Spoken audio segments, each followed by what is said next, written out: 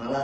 सगळं विषय सोडायचे होतं हो आणि पूर्ण या निवडणुकीमध्ये काहीच विषय येणार नाही किंवा आता तुमच्याच बाजूने काम करेल ना तर मग माझं न्यूट्रल माझ्या पॉझिटिव्ह काम करत राहील तुमच्या विरोधात तुमचं पॉझिटिव्ह काम तुम्ही करत राहा. कदाचित जर तुमच्या सोबत नाही आलो मी जर माझं सेपरेट काम करत राहिलो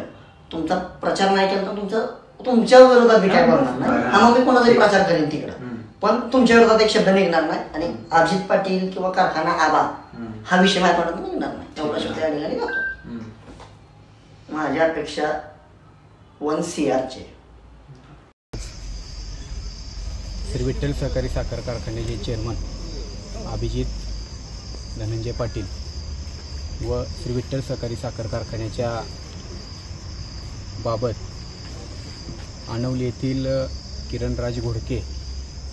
यांनी बदनामी करण्याचं आणि कारखान्याला व आमदार अभिजित आबा पाटील यांना बदनाम करण्याचं जे काय काम सुरू केलं होतं त्याबाबत पुणे येथे आमची बैठक झाली व त्या बैठकीनंतर पंढरपूरला देखील आम्ही वारंवार त्यांच्यासोबत बैठक केली व त्या बैठकीमध्ये त्यांच्याकडून आमदार अभिजित धनंजय पाटील व श्री विठ्ठल सहकारी साखर कारखान्याच्या बाबत कुठलेही तक्रार असतात किंवा कोणतीही बदनामी करणार नाही असं बोलल्यानंतर त्यांनी आमदार अभिजित पाटील यांच्याकडं म्हणजे मी त्यांच्या वतीनं त्याच्याकडं बोलणी करण्यासाठी बसलो होतो तर त्याच्याकडून 1 कोटी रुपये मला द्या मी कोणतीही बदनामी किंवा आमदार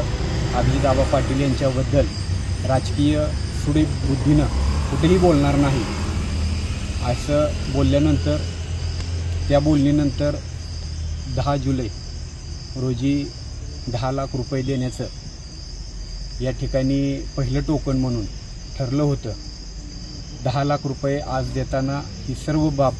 आम्ही आमदार अभिजित आबा पाटील यांच्या कानावर घातल्यानंतर शेतकऱ्याची अर्थवाहिनी असलेला पंढरपूर तालुक्याचं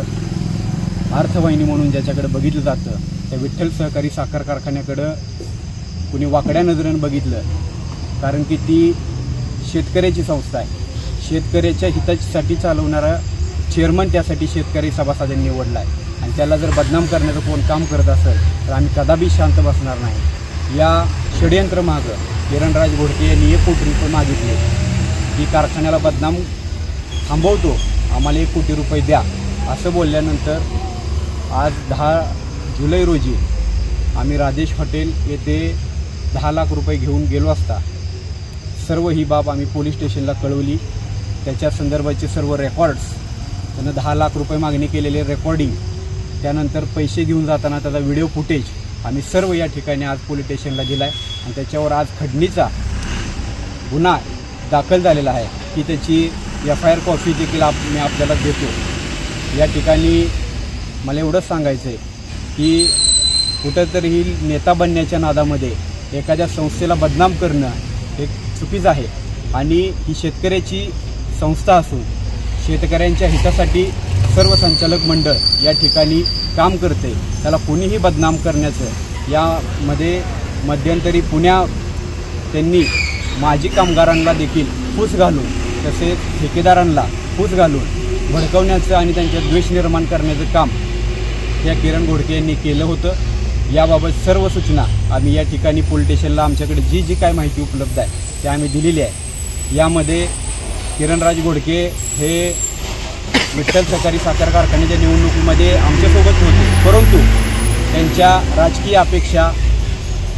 वाढत होत्या आणि त्या राजकीय अपेक्षामध्ये त्यांनी स्वतःला एक नेता समजून जे चळवळ उभा केली होती ती खोटी चळवळ होती आणि ह्याचा आज आम्ही बुरका आज फाडलेला आहे. कारण की विठ्ठल सहकारी साखर कारखान्याच्या संस्थापक अध्यक्षांनी आपलं जीवाचं रान करून गुरसाळेच्या माळरानावर एक संस्था संजीवनी उभा केली. त्या स्वर्गीय औदुंबराव पाटील यांचं नाव वापरून त्याला कसलाही अधिकार नाही कारण की औदुंबरावांचे विचार हे खरं तर आमदार अभिजित आबा पाटील हे विचार घेऊन पुढे जात आहेत. आज सोलापूर जिल्ह्यामध्ये प्रत्येक साखर कारखानदारीमध्ये आमदार अभिजित आबांचं नाव घेतलं जातं कारण की प्रत्येक काटकसरपणा आणि आमदार अभिजित आबांचं आणि सर्व संचालक मंडळाचं जे नियोजन आहे त्या नियोजनावर सर्व सभासद कामगार खुश आहेत. परंतु अशा काहीतरी बोगस लोकांकडून पैशाची खंडणीची मागणी या ठिकाणी करून कुठंतरी लोकनेता बनण्याचं जे काम चालू आहे ह्याचा आज आम्ही बुरका फाडलेला आहे. ह्याचा समाज देखील विचार करेल. कारण की किरण गोडके हा पूर्ण म्हणजे त्याचं घर उद्ध्वस्त झालं होतं, परंतु त्याला आमदार अभिजित आबांनी 15-20 लाख रुपयाचं कर्ज देऊन त्याला त्याचं घर उभा केलं आणि त्याची सुद्धा त्याने जाणीव ठेवली नाही. त्या बँकेचे सुद्धा हप्ते ह्याने भरले नाहीत आणि बँकेचे हप्ते भरले नसताना ज्या बँकेतून हप्ते घेतले त्या बँकेवाल्याला आरेतुरीची भाषा वापरून त्याला कुठंतरी उभा करण्याचं काम आमदार अभिजित आबांनी केलं, परंतु त्याला सुद्धा त्यानं जागला नाही. परंतु ह्या असल्या बोगसगिरीला आज आम्ही त्याचा पर्दाफाश केलेला आहे. आज ज्या शेतकऱ्याचा कळवळा त्याला वाटतोय तो अजिबात कळवळा नाही, कुणाचा देखील कळवळा नाही. तो फक्त आणि फक्त पैशाला हपापलेला माणूस आहे आणि तो फक्त आणि फक्त पैशासाठीच करतोय. ह्याचा आज गुन्हा नोंद झालेला आहे आणि त्याचं पूर्ण CCTV त्याचं रेकॉर्ड हे आज आम्ही सर्व पोलीस स्टेशनला दिलेलं आहे.